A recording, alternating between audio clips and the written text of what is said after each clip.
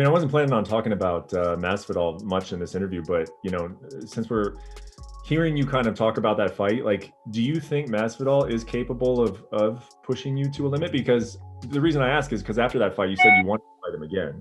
Like, do you think he's capable of getting back to you? And like you said, I mean, you were capable. You doing things that you did 5 years ago. So can he push you into the type of performance that you want to have with him?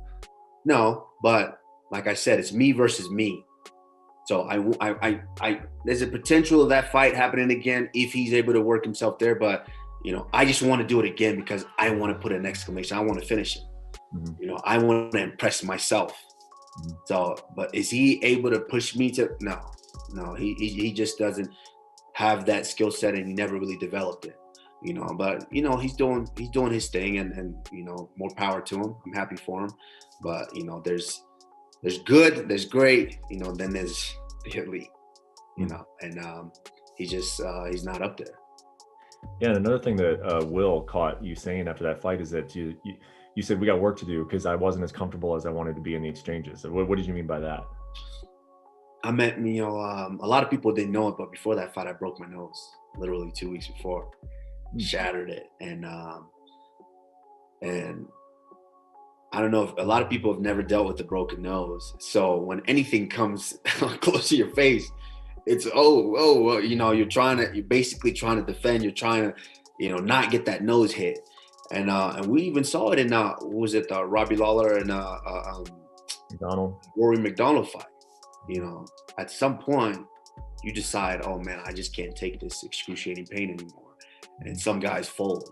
And I don't even think about something like that, and going into that fight, having something like that on your mind, like, oh my goodness, my nose is broken. I don't want to have to deal with this. It kind of sucks, and it kind of changes kind of the trajectory of how you see certain things. And so, and then it was such a short time with Trevor in preparing for fights, such a short time. We already had a short time to prepare for Burns, but then now we got 6 days or, even less to prepare for, Masvidal. So yeah, I'm like, yeah, we got work to do, and I'm just kind of one of those people. Like I said, it's me versus me. I need to impress myself. So we've got work to do in order for me to impress myself. How did you shatter your nose? There's a couple guys here that hit pretty hard, and we can blame that one on Carrington Banks and Justin Gaethje. We can blame that on both of it. Talked to Justin yesterday, and he said he had a black eye, and he said it was from you. So maybe you're getting him back for that nose, or what? We get after each other. That's the one thing about Justin is he doesn't pull punches. He doesn't. He's not one of that. Oh yeah, let's go. I'm gonna go soft with you. Justin is all about giving you that realistic feel, and he definitely does that.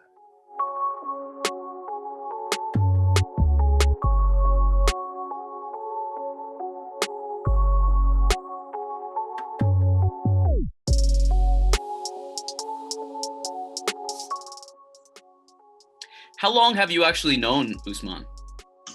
I know Usman since 2012 when I moved to the Blackzilians. And so many sparring sessions, so many grappling sessions, wrestling sessions, locker rooms. He cornered me once. I warmed him up before he walked out to his fight with Daniel Maia. I was in the locker room mimicking Daniel Maia, shooting, then doing stuff. And then 2 minutes, saw walking. We kept grappling. He was just done and walk out to that fight. So, yeah, I know Kamaru very, very well. How different is this experience for you? Because, normally you're not fighting someone you know very well, or you're not fighting a teammate. Now you're fighting Usman, a guy that you train with, a guy who, your coaches have trained, have worked with for years. I mean, how different is this experience? Very different, but it's a lot of good things, a lot of bad things, because I know a lot about Kamaru. I know exactly how he wants to fight. I know a lot of things about him, but on the other hand, he knows a lot of things about me too. And it's just different, but I guess I don't care. I guess it is what it is. We're going to go out there. I'm going to try to knock him out or submit him. And I know he doesn't have a lot of good good things to do with me. He has a lot of bad intentions on that fight. And the thing is, we spar so many times. And when we moved to Combat Club, Hard Knocks, and Sanford, I think we're getting better, smarter on sparring. But in the Blackzilians, that was a couple fights. I had so many fights in the Blackzilians. It wasn't sparring, it was a fight. And I had so many fights with Kamaru that we made that for sure for inexperience, and we make that for free. Now, why not for the world title? So that means Henry, hooft, everyone on the Blackzilians did a great job, and we did a great job. We become like a number one guy fighting for the championship on the biggest organization in the world. So why not? For sure, I want to fight. I want to be the best. You're the best. We're fighting. Deal is not, and it's gonna be business. And for me, it's always business, to be honest. When I go out there, I don't see face. I don't have hate. I don't think I can fight with the hate on me. I'll load up all the points. I'm gonna gas because I'm going crazy. So when I'm out there, I need to flow. I need to, be on my zone. I need to be relaxed. I don't have no emotion. I don't see faces.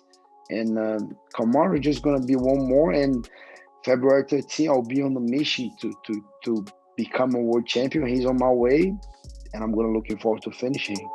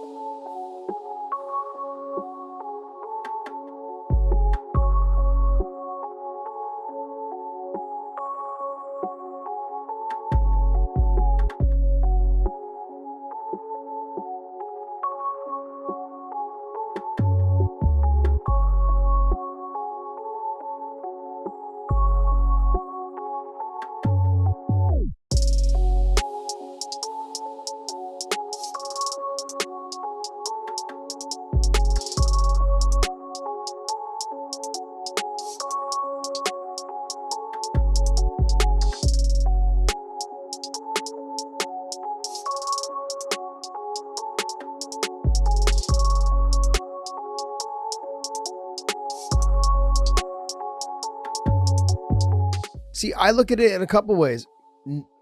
I like Ben, and I said that earlier. I like Ben. Ben's not a stand-up guy. It does not favor him at all. It does not favor. And me saying he's not a stand-up guy, I'm taking it like I'm putting it nicely. He's never been.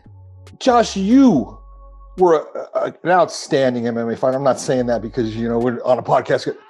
You knew the way I felt about the way you fought before, but you weren't a stand-up guy either. No, you were a multi-talented mixed martial artist that used all the elements that allowed what you did to be even better because it was backed by something else, and it always kept people confused and off balance, and that led to what you did being successful. He doesn't have even that. Yeah. Your stand-up throughout your career was light years ahead of Ben Askren's. Yeah. And you're not considered a striker. Yeah, I understand that, but I'm going back to the money. The money situation to me is how many people are really going to buy the pay-per-view. I know the Jake Paul crowd will buy it to see it, but the MMA crowd, I don't think they're interested.